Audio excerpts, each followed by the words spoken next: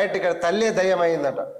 భర్త మీద కోపంతో 4 ఏళ్ల కొడుకును గొంతు కోసిన తల్లి ఆపై ఆపై ఆపై చేయి కోసుకొని ఆత్మహత్య చేసుకునేందుకు యత్నం.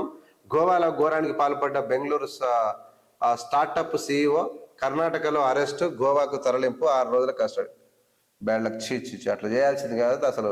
చిన్నపిల్లలను ఎందుకు చేసినావు అమ్మా అనవసరంగా? నీ నీకున్న ప్రపంచంలో ఒక దుర్మార్గాల మిగిలిపోతుంది నువ్వు.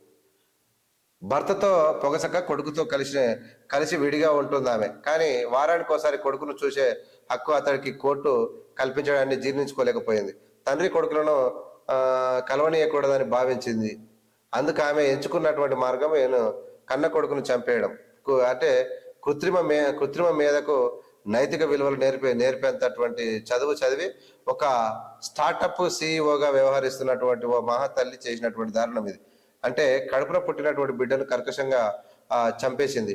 భార్య మృతదేహాన్ని బ్యాగులో కుక్కి గోవా నుంచి బెంగళూరుకు బయలుదేరిన ఆమె దారిలోనే పోలీసులకు అడ్డంగా దొరికిపోయింది. తప్పు చేసింది. అరే అంటే మెంటల్గా ఏమే కొంచెం డిస్టర్బ్ అయి ఉంటుంది అంతే. కానీ ఏం చేసినా అనవసరంగా నీ అంటే తల్లితనాన్నే ఆగా చేస్తావు కదా, పాడ చేసుకున్నావు. చి